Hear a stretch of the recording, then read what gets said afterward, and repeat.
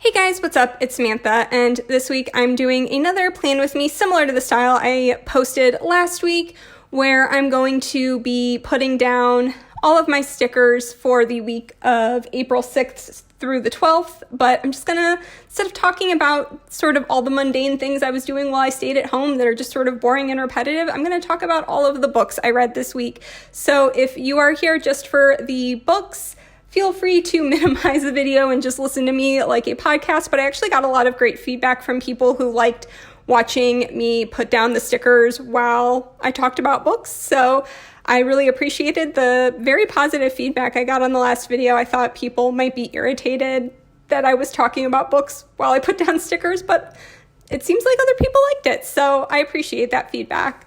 So this week was Easter week, and it was also the week I got furloughed, and I was just in a pretty bad mood. I found out Wednesday evening that we were getting furloughed. If you guys didn't know, I am a librarian at a large countywide system in Northeast Ohio, and pretty much everyone got furloughed. So it was a lot, and having to figure out unemployment stuff and everything was just a lot, but I still read 6 books this week. One of them wasn't really a book. It was more like a novella, but I still read quite a bit. So the first book I finished this week was Sky in the Deep by Adrienne Young. And this is a book that one of my coworkers and another one of my friends, who this is like her favorite book of all time, have been trying to get me to read this book for forever. And I ended up really enjoying it. I gave it a 4.5 out of 5 stars. And this was just a really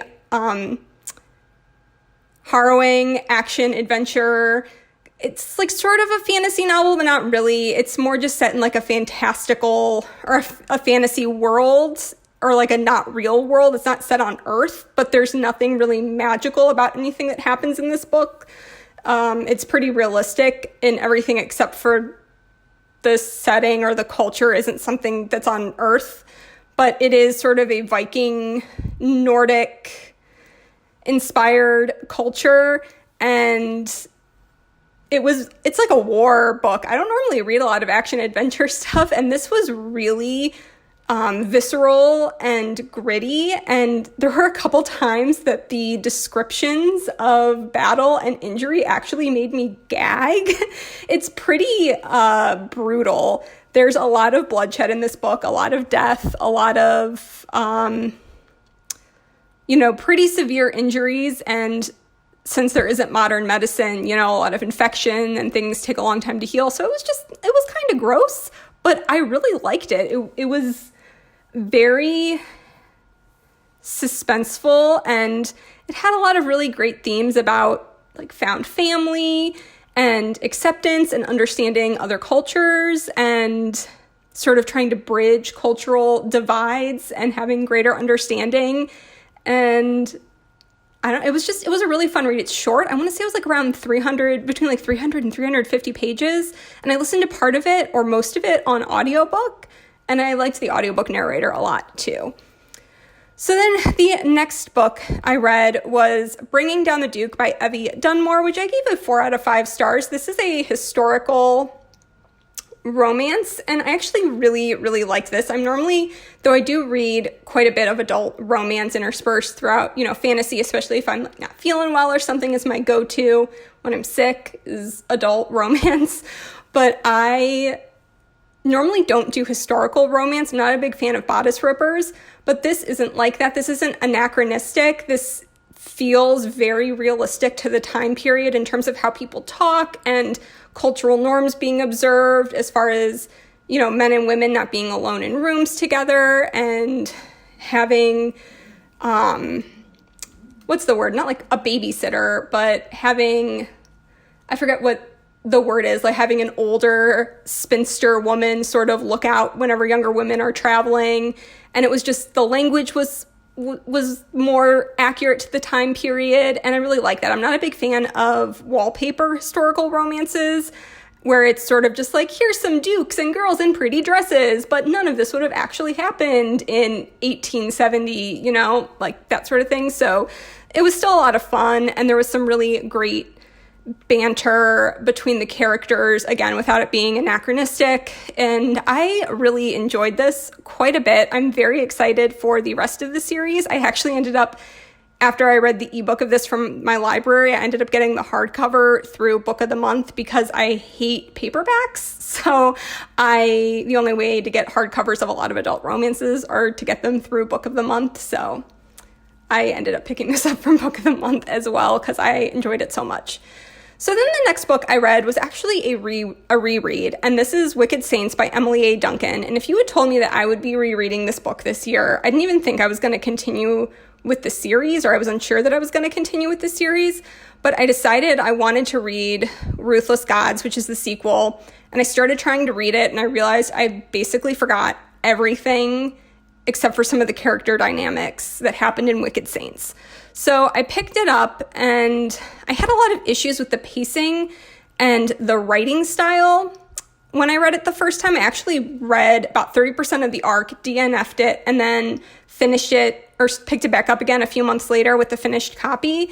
So I had already not had a great reading experience, but I actually enjoyed it more this time around. I don't know if it was just my mindset, what I was looking for in a book. I gave it a 3.75. The first time I had given it like a 3-star.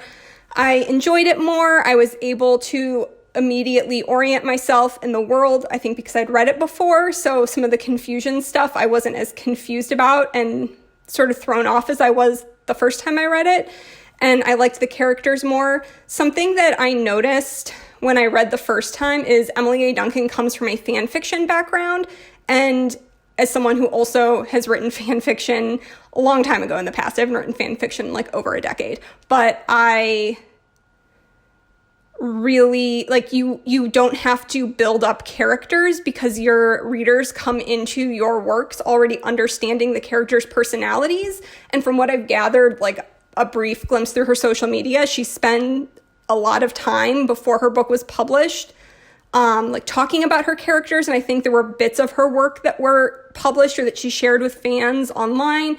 And I mean, there was fan art for her characters years before Wicked Saints even got published. So it feels like she sort of brought that fanfic mentality, like she knew her character so well and her fans knew her character so well that she forgot that the rest of us don't know her characters that well. And so there were just some pacing issues where it felt like you sort of jumped from like vignette to vignette, and you were told that people were traveling together for, 4 or 6 weeks, and you could believe that people would become friends traveling in close proximity over the course of a month or 6 weeks or something, but we weren't shown that. So everything felt very, insta love, insta friendship. Why are these people working together? How are they getting along? They were mortal enemies 20 pages ago, and it just felt a little off, like the in-between periods were cut out, and so you miss that banter and getting to watch those relationships develop. I'm talking about all of this so much for a reason, because it's going to play into why I liked Ruthless Gods so much more, but I still saw those issues with the writing.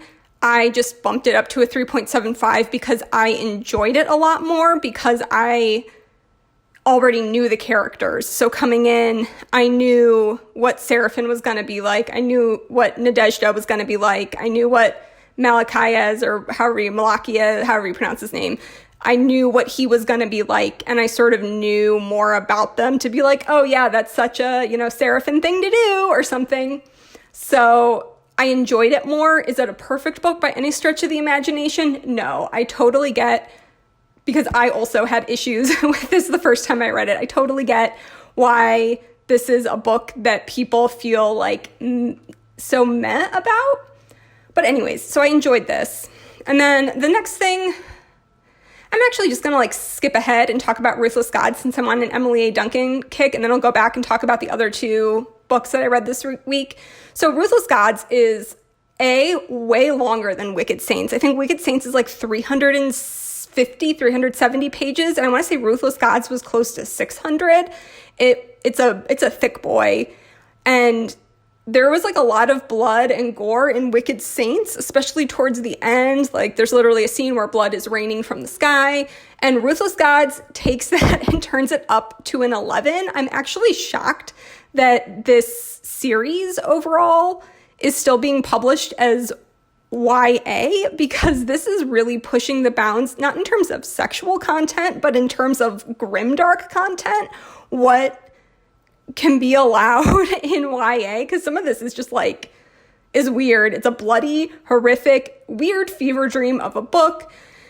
I mean, it's gory. There's multiple scenes of people just being completely like full carry, drenched in blood, and sometimes someone might be kissing and then there's blood and people are getting stabbed in the abdomen while making out with someone. And I mean, not that like this isn't a romance heavy book necessarily. It's just like, it's really screwed up. Like those two things you wouldn't normally associate, like bloodlust with actual lust. But like this book is really weird. So like I like really weird stuff, and that's something that you have to know about me as a reader. I like really bizarre, surreal,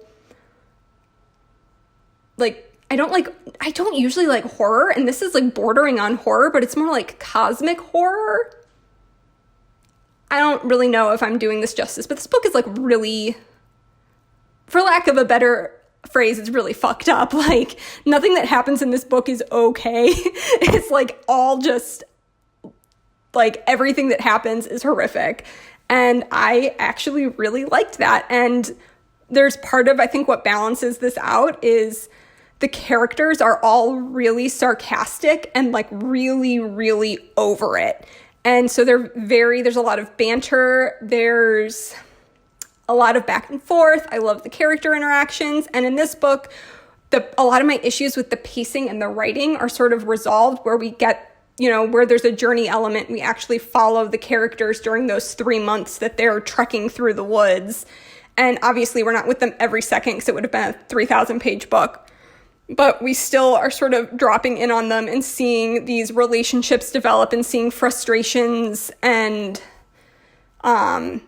conflicts start to develop as, they're stuck together in this group trekking through the woods for months, and things are going horribly wrong. And, there's some dark, demonic, godlike forces out there. And it was just, a very, very dark book. I definitely don't think this would be for everyone. This is a book that I would have to know someone pretty well as a reader to recommend, or if someone was like, give me the bloodiest, like as grim dark as you can get and still have it be YA fantasy, because I want something dark, but I don't want like, adult grim dark yet. Or someone is like, I want to like dip my toe into the bloody pool and watch all of my faves get horribly mutilated and die. Like if that's someone, what they want, they just want to dip their toe in. They don't want to be like thrown in head first. They don't want to jump into, Prince of Thorns or whatever, like with horrible people, because half of the characters in this book are villains.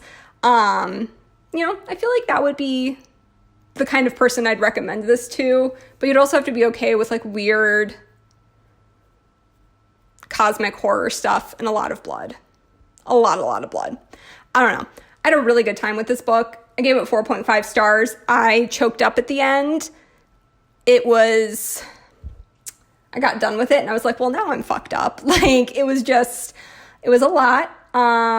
But yeah, I feel like Emily A. Duncan grew a lot as a writer between the first book and the second book. And honestly, I kind of hope that she writes some adult fantasy in the future, like horror fantasy, grimdark horror fantasy. Like I feel like she has a really screwed up mind.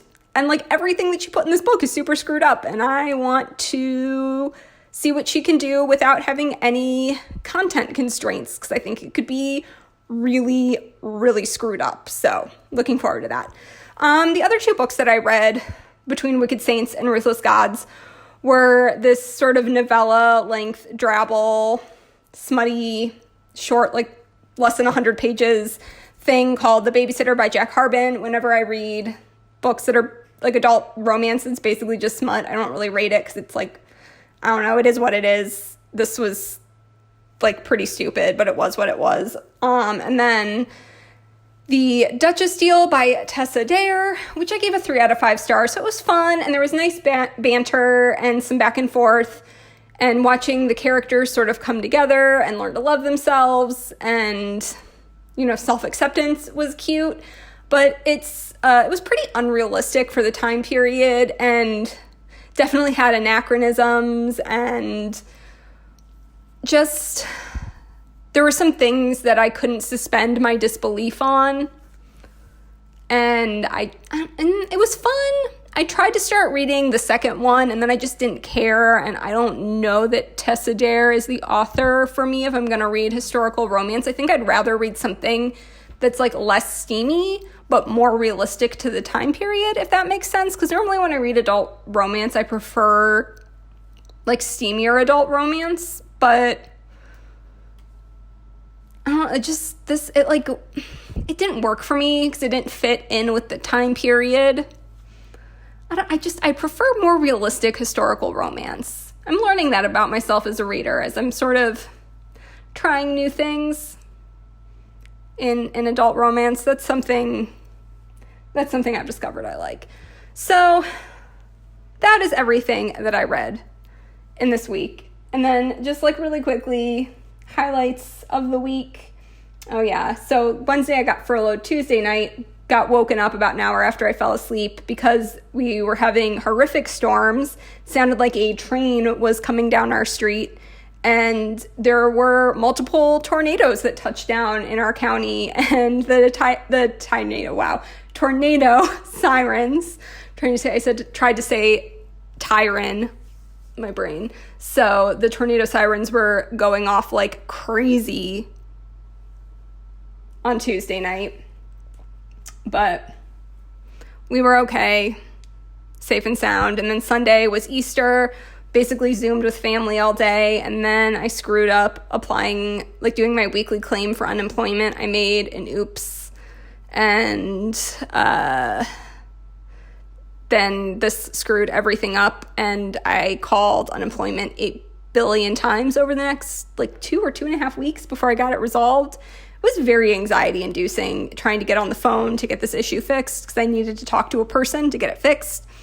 So it sort of ruined my Easter. I was in a black cloud of anxiety all day, but then I had to be on Zoom with extended family where I didn't necessarily want to talk about being furloughed and applying for unemployment, stuff that you don't necessarily want to get into with family on Easter in a large group chat setting. So it was just very, very stressful, and I'm, glad that I got it all taken care of at this point, but this was not a fun day. But yeah, overall, I'm trying to get back in a good groove with this whole being unemployed thing. It's very weird to me being home all the time, and I'm having trouble convincing myself to do things because I'm I have all the time in the world. I can just do that tomorrow. And then all of a sudden an entire week has gone by and I'm whoa, I feel like it's only been 2 days and it's been a whole week. So I'm trying to make myself do the thing and also, bring back some creative energy. So I was today I'm going to make a plan with me. I'm going to create something. I'm going to put that out in the universe and have something to show for my day. I've also been really enjoying sharing some book pictures on Instagram and sort of experimenting with that. It's been very weird. I'm a librarian. I work in a very large library. My library spans a city block in 2 directions and, multiple floors of books, and I work in a huge library, and I am used to being surrounded by books and people who love books and being able to talk about books, if not with patrons all the time, with my coworkers. And that's been the part that I've missed. I haven't missed necessarily interacting with the public as much as I've missed talking about books just with people in general. So Instagram has been a really nice way to talk about books with people still, and I get a ton of DMs from you guys thanking me for book recommendations and wanting to talk with me about books, and I love that, so thank you, because it has been one of the few things keeping me sane while I've been at home. I mean, I'm very passionate about my job. I love books, and I love recommending books, and I love talking about books. So thank you guys, I guess, for listening to my voice talking about books, because it's one of the few things that I'm still looking forward to doing, like, at home. It's one of the things, I mean, I guess, like, from keeping me feeling like I'm going to lose my mind from boredom. So this is the finished spread. That was everything I read. Those are my thoughts, my feelings, everything there is to say. I do love this green foil that I used with this. I decided to pull it in since there were so many green accents on the, like, full box stickers. And I just really love how it turned out. So thank you guys for watching. If you were here just for the books, thank you for that. If you're just here for the stickers, thanks for that too. If you're here for both, like, thank you. Your enthusiasm on the last video made my week. So thank you guys, and I will talk to you in my next one.